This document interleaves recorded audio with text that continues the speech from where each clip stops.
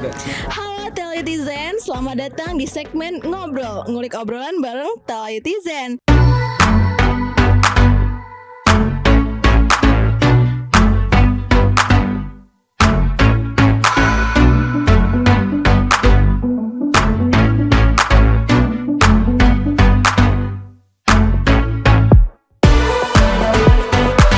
Segmen ini nanti kita akan membahas banyak hal yang relatable dengan mahasiswa, mulai yang santai, yang receh, yang humoris, sampai yang tertekan. Karena pada dasarnya kita sebagai mahasiswa tuh gak cuma tentang kuliah aja ya kan, pasti tentang pengalaman, cerita-cerita lucu, cerita-cerita unik, sampai cerita-cerita yang terkesan pressure kayak gitu, oke?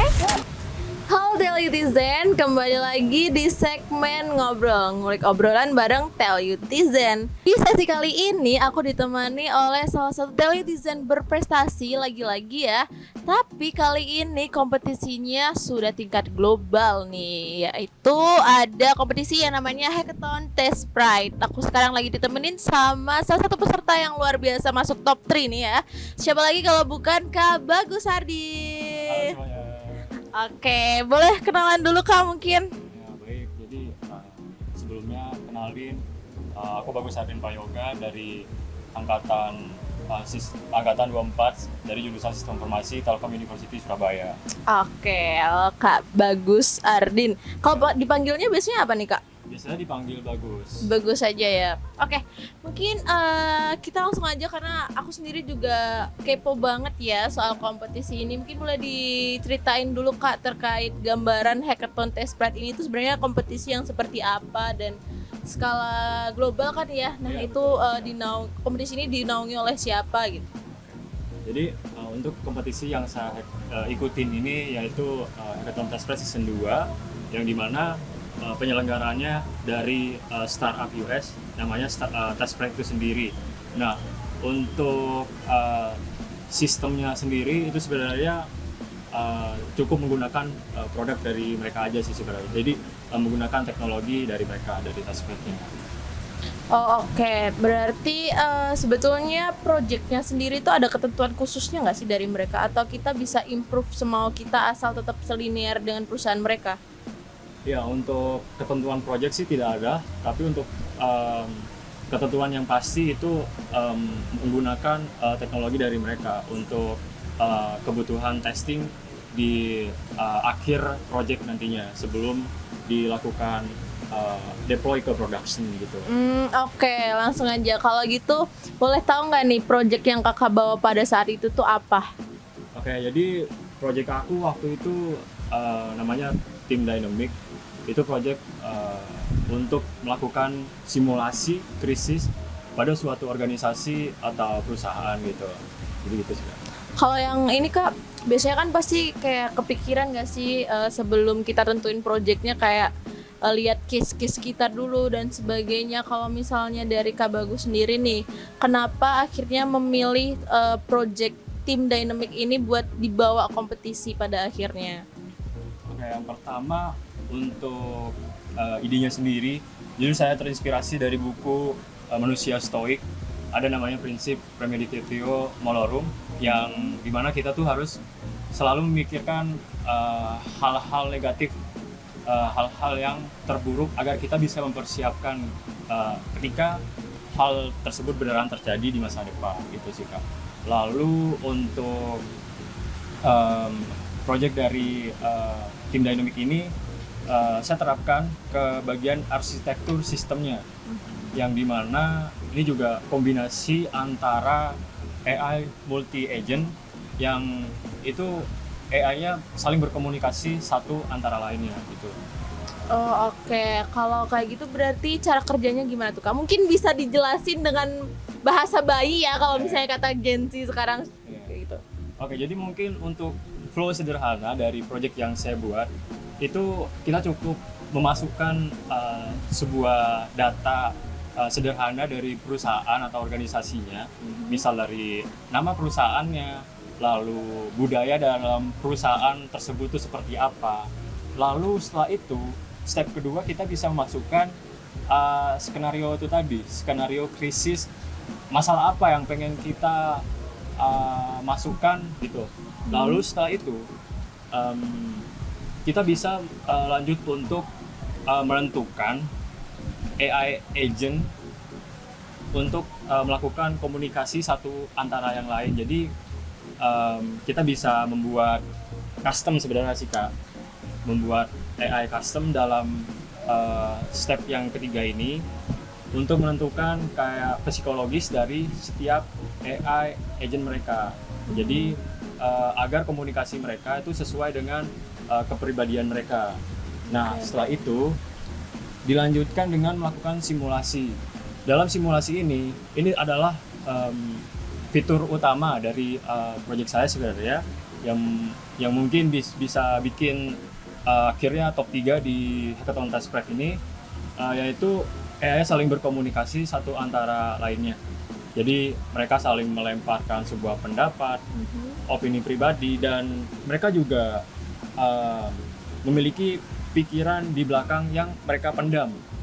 Jadi yang mereka pendam tuh tidak dilempar dalam sesi diskusi gitu. Jadi selayaknya pada diskusi manusia pada umumnya gitu sih Kak. Oke, berarti pada dasarnya si AI ini nanti tuh gimana tuh Kak? Kita perlu input apa aja, terus nanti dia bakal kasih kita outputnya tuh yang seperti apa? Apakah dengan solvernya atau gimana nya? Oke, baik.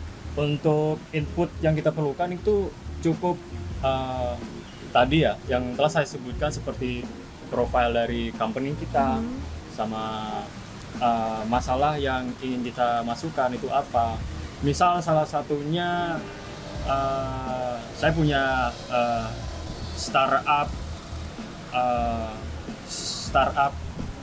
yang mengintegrasikan AI dalam sistem kita, dan masalah yang dimasukkan itu tiba-tiba biaya untuk API AI-nya itu melonjak tinggi, yang membuat tim kita itu kehabisan dana untuk mengatasi masalah AI cost tadi, biaya buat menyewa AI tadi gitu sih Kak. Lalu setelah itu outputnya dari project ini itu akan memberikan gambaran apa yang akan terjadi dalam startup tersebut. Apakah dalam startup tersebut itu ada salah satu pekerja mereka itu tiba-tiba stres, burnout parah, sampai akhirnya resign dari perusahaan tersebut karena saking parahnya masalah yang ada di dalam startup tersebut. Gitu simpelnya output yang dapat. Outputnya juga ini juga sih, kesimpulan dan cara agar bisa menghindari permasalahan yang telah kita inputkan itu tadi gitu sih. Oke, berarti sebetulnya pada dasarnya tuh AI ini kedepannya bakal sangat membantu para tim leader ya, berarti Iya, ya betul lebih ke sekali, tim Kak. leadernya. Oke, ini kira-kira nantinya bakal bisa digunakan oleh secara umum si AI-nya ini atau gimana tuh Kak? Pastinya bisa, tetapi untuk skala hackathon itu masih kurang ya sebenarnya. Jadi saya mungkin perlu bikin tim lagi buat ngembangin lebih lanjut Kak. Oh, Kalau oke, misal oke. dalam skala hackathon kita cukup menginputkan data kecil dari suatu startup gitulah. Jadi belum tentu itu output yang dihasilkan maksimal dengan data sekecil itu. Jadi kita perlu menyesuaikan lagi ke depannya terkait data apa aja yang perlu kita siapkan agar outputnya itu semakin maksimal. Oke. Berarti sudah ada rencana ya buat bakal Betul. develop buat lebih lagi Iya, si betul tim sekali. Dynamic ini. Mungkin pastinya bakal cukup membantu sekali ya, nggak cuman untuk startup, pastinya untuk para organisator-organisator juga pastinya akan cukup terbantu dengan AI ini. Tapi bisa kan ya dipakai buat sekecil cangkupan organisasi? Iya, bisa. Ditambah lagi dengan perkembangan AI zaman sekarang, yang dimana seperti AI dari Google, OpenAI, Anthropic, itu mereka setiap minggunya hampir ngeluarin model baru kan, yang dimana semakin canggih. Nah, menurut saya itu sangat berpotensi sekali untuk memberikan output yang lebih maksimal gitu dari penggunaan AI yang semakin canggih. Oke.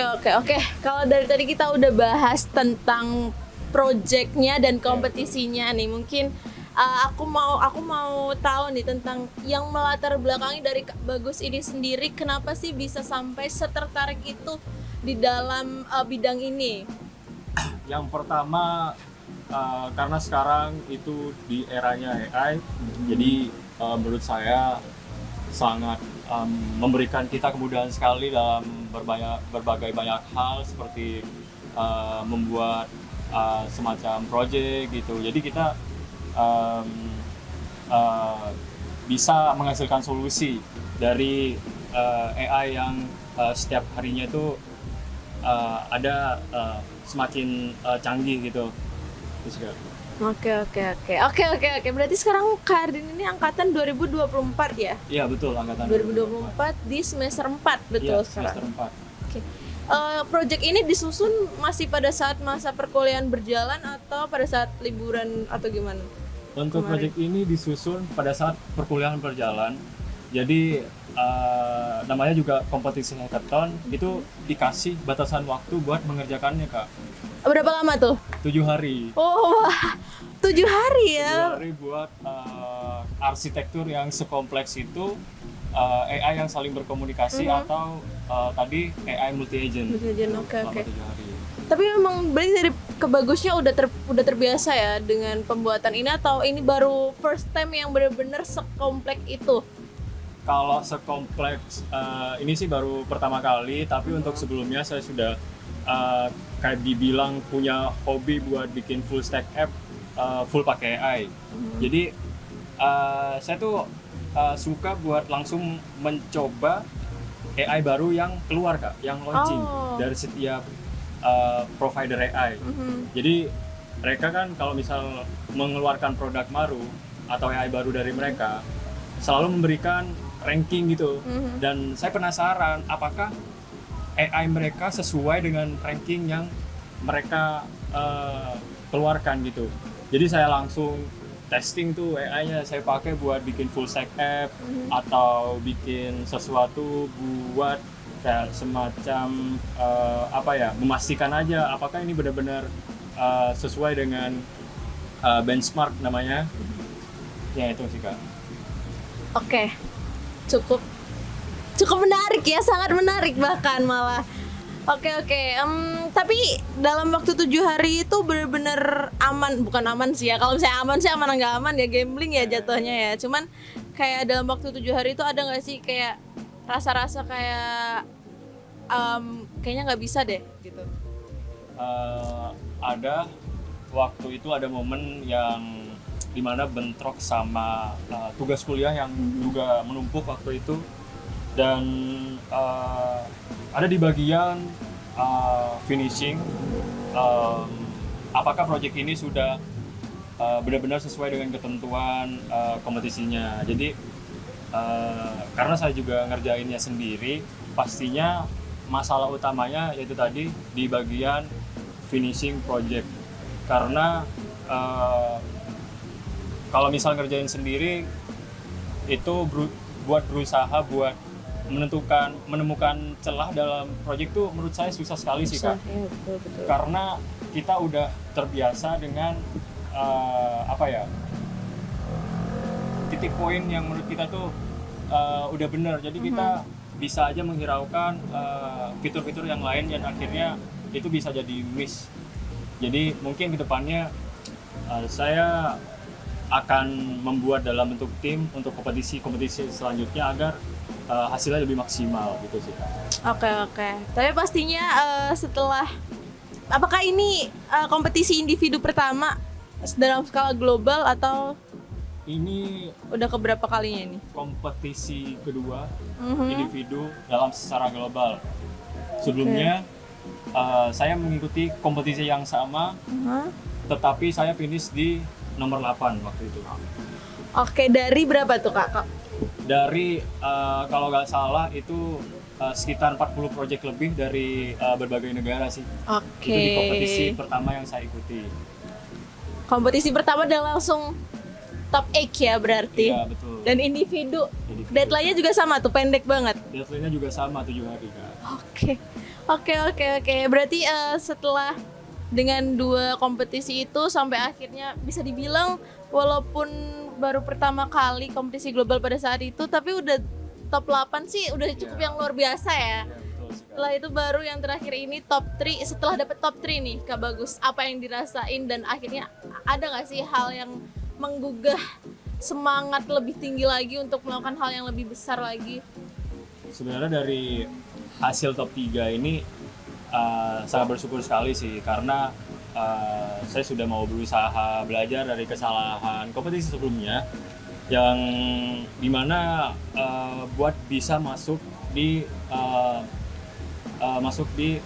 top 3 gitu.